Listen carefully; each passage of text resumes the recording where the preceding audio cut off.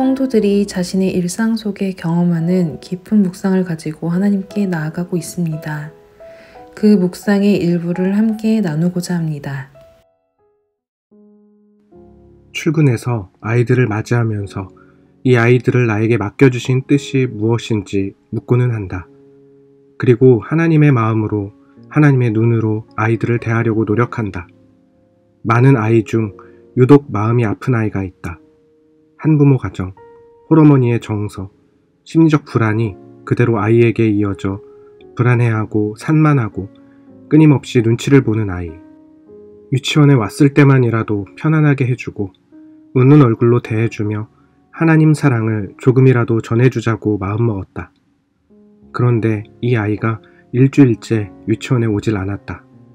가정의 상황이, 엄마의 보살핌이 어떨지 예상이 되기에 더 걱정된다. 이 상황에서 내가 할 수 있는 일은 나와 함께 하시는 하나님께서 그 아이와 그 엄마를 만나주시고 돌봐주시기를 기도하는 것뿐이다.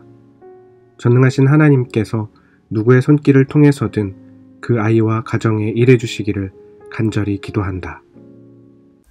오늘 우리가 함께 나눌 말씀은 사사기 20장 29절에서 42절 말씀입니다. 이스라엘이 기브아 주위에 군사를 매복하니라.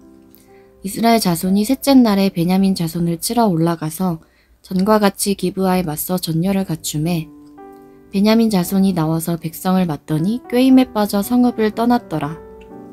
그들이 큰 길 곧 한쪽은 베델로 올라가는 길이요 한쪽은 기브아에 들로 가는 길에서 백성을 쳐서 전과 같이 이스라엘 사람 30명가량을 죽이기 시작하며 베냐민 자손이 스스로 이르기를 이들이 처음과 같이 우리 앞에서 패한다 하나 이스라엘 자손은 이르기를 우리가 도망하여 그들을 성읍에서 큰 길로 꿰어내자 하고 이스라엘 사람이 모두 그들의 처소에서 일어나서 바알다말에서 전열을 갖추었고 이스라엘의 복병은 그 장소 곧 기브아 초장에서 쏟아져 나왔더라.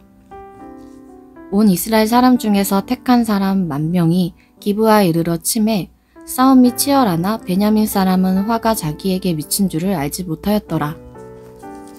여호와께서 이스라엘 앞에서 베냐민을 치심에 당일에 이스라엘 자손이 베냐민 사람 25,100명을 죽였으니 다 칼을 빼는 자였더라. 이에 베냐민 자손이 자기가 패한 것을 깨달았으니 이는 이스라엘 사람이 기브아에 매복한 군사를 믿고 잠깐 베냐민 사람 앞에 피하매 복병이 급히 나와 기브아로 돌격하고 나아가며 칼날로 온 성읍을 쳤음이더라. 처음에 이스라엘 사람과 복병 사이에 약속하기를 성읍에서 큰 연기가 치솟는 것으로 군호를 삼자 하고 이스라엘 사람은 싸우다가 물러나고 베냐민 사람은 이스라엘 사람 30명가량을 쳐 죽이기를 시작하며 이르기를 이들이 틀림없이 처음 싸움같이 우리에게 패한다 하다가 연기구름이 기둥같이 성읍 가운데에서 치솟을 때에 베냐민 사람이 뒤를 돌아보매 온 성읍의 연기가 하늘에 닿았고 이스라엘 사람은 돌아서는지라. 베냐민 사람들이 화가 자기들에게 미친 것을 보고 심히 놀라 이스라엘 사람 앞에서 몸을 돌려 광야 길로 향하였으나 군사가 급히 추격하며 각 성읍에서 나온 자를 그 가운데서 진멸하니라. 아멘. 반갑습니다. 오늘 사사기 20장 26절부터 42절까지를 중심으로 평안이라는 제목의 말씀을 함께 나누겠습니다. 한 레위인을 시작으로 모든 사람들이 각각 자기의 옳음, 자기의 정의, 자기의 소견을 따라 결정한 결과 매우 끔찍한 사회가 만들어졌습니다. 그 일을 해결하기 위해서 온 이스라엘이 총회로 모였지만 그들 역시 그저 자기들의 분노로 모든 일들을 처리해 가기 시작했습니다. 그것은 베냐민 지파와 이스라엘 전체가 전쟁을 하는 것이었습니다. 그들은 물론 총회라는 이름으로 모였기 때문에 하나님의 뜻을 묻고 하나님께 듣는 과정을 거치기는 했지만 그 모든 과정은 분명 형식적인 것이었을 겁니다. 그러나 어쨌든 그들이 하나님으로부터 들은 내용은 유다가 먼저 올라가 베냐민과 싸우라는 말씀이었습니다. 그들은 그렇게 했고 그때 그 전투에서 이스라엘 사람 22,000명이 죽었습니다. 이스라엘은 그 사실에 대해 너무 깜짝 놀랐습니다. 자기들에게 정의와 명분이 다 있다고 생각했기 때문에 당연히 자기들이 승리할 줄 알았는데 전혀 예상하지 못했던 큰 패배를 당했기 때문입니다. 그러나 곧 다시 전열을 갖추기는 했지만 그들은 다시 하나님 앞에 나아가서 이게 어떻게 된 일인지 어떻게 해야 하는지에 대해서 물었습니다. 그런데 두 번째 했을 때의 그 질문은 처음에 한참 흥분되어 있을 때와는 완전히 다른 것이었을 겁니다. 처음에는 더 쉬운 승리, 더 간단하고 한 번에 이길 수 있는 방법에 대해 하나님께 물은 것이었겠지만 큰 패배를 맛본 후에 다시 질문했을 때는 이게 뭔가 싶었을 거고 정말 이 전쟁을 계속해도 되는 건지 그렇다면 뭐를 어떻게 해야 되는지에 대해서도 상당히 갸우뚱하고 있었을 겁니다. 하나님께서는 다시 올라가서 공격하라 라고 말씀하셨고 그렇게 베냐민을 다시 공격한 이스라엘은 이번에는 18,000명이 죽었습니다. 특별히 이번에 죽은 18,000명은 모두가 칼을 잘 쓰는 잘 훈련된 군인들이었습니다. 이스라엘은 어쩌면 이전보다 더 큰 충격을 받았습니다. 이제 자기들의 주제가 전쟁, 정의, 복수가 아니라는 것을 깨닫게 됐습니다. 그래서 그들은 이제 모든 백성이 베델로 올라가서 거기에서 울며 여호와 앞에 앉아서 그날이 저물 때까지 금식하고 번제와 화목제를 하나님 앞에 드리기로 했습니다. 25절입니다.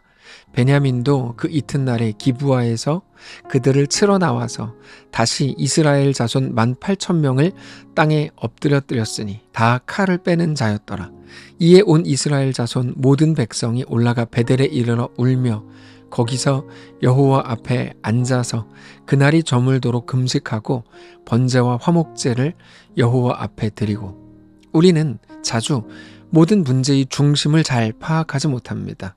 그저 눈에 보이는 것, 그 순간 느껴지는 감정과 자기의 감각이 가장 중요한 문제라고 생각합니다.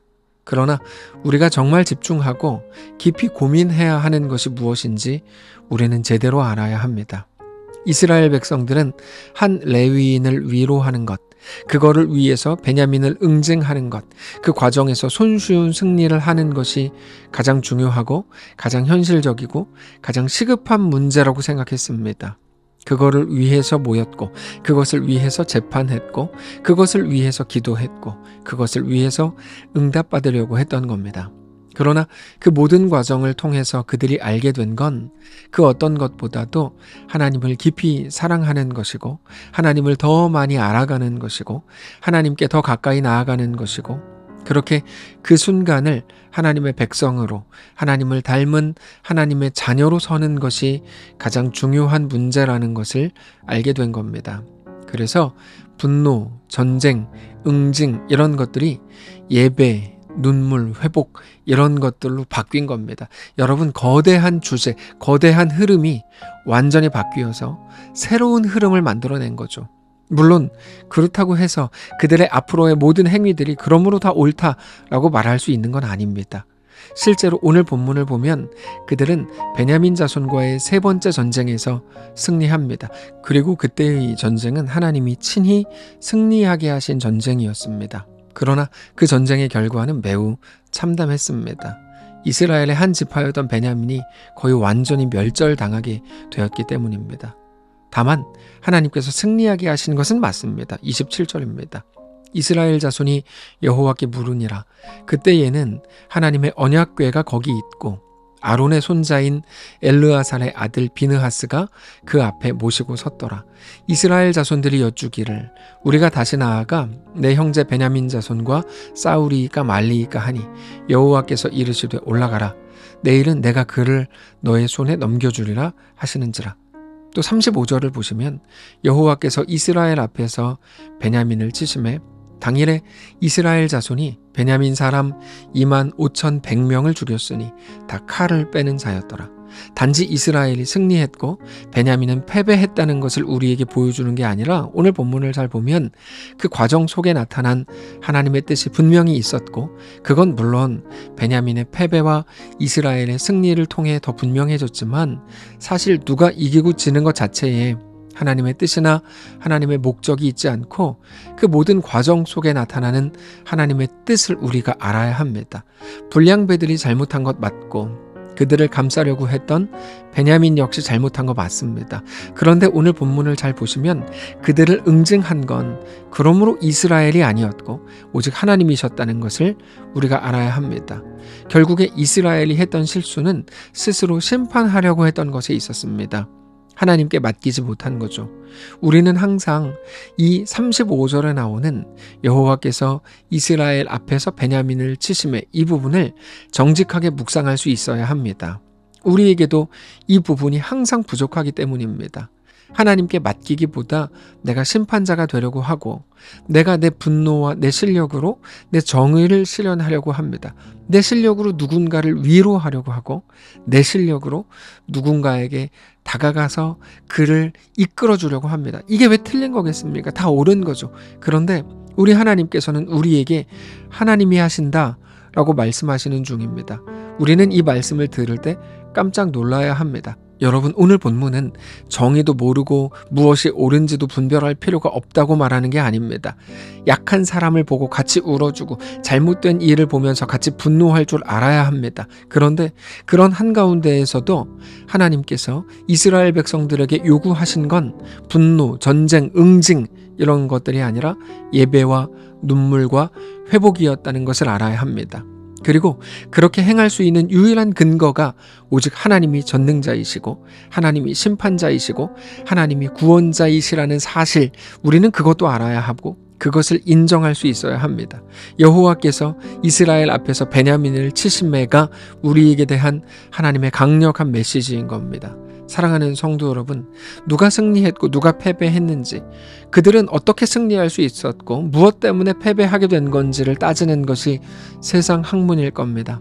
그러나 하나님께서는 여전히 승리와 패배에 집중되어 있었던 우리 영혼을 깨우셔서 이제는 하나님 나라를 바라보고 하나님이 누구신지 깊이 생각하고 하나님께 더 가까이 하라고 말씀하십니다. 개념 자체가 너무 다른 겁니다. 그래서 세상은 우리 그리스도인들을 보고 한심하다고 말합니다. 그러나 우리는 생명이 어디 있는지, 진정한 회복은 무엇인지, 영원한 우리에게 대한 구원은 무엇인지를 잘 알고 있습니다. 우리가 행할 모든 정의보다 하나님이 더 완전하시고 하나님이 가장 옳으시다는 것도 잘 알고 있습니다. 그 믿음이 오늘 우리의 삶에도 우리 모든 정황과 모든 현실 속에서도 분명한 고백으로 드러나게 되시기를 원합니다. 눈앞에 있는 우리의 정의가 깨지고 오직 하나님께 내어 맡기는 믿음이 시작되시기를 원하고, 우리를 어지럽히던 우리의 오름이 무너지고 오직 하나님의 평안과 하나님의 은혜로만 가득 채워지는 우리의 삶이시기를 바랍니다. 기도하겠습니다. 하나님, 오직 하나님만 우리의 전능자요, 주님만 우리의 구원자요, 하나님만 우리의 전부인 것을 고백하는 오늘이 되게 하시옵소서. 감사드리며 살아계신 우리 주 예수님의 이름으로 기도합니다. 아멘. 사랑하는 성도 여러분, 하나님께서 오늘 하루를 우리에게 허락하셨습니다. 믿음으로 우리 삶, 우리의 모든 현실, 모든 정황 속을 넉넉히 들어가시고 그 믿음으로 모든 길을 넉넉히 걷게 되는 사랑하는 모든 성도들 되시기를 바랍니다.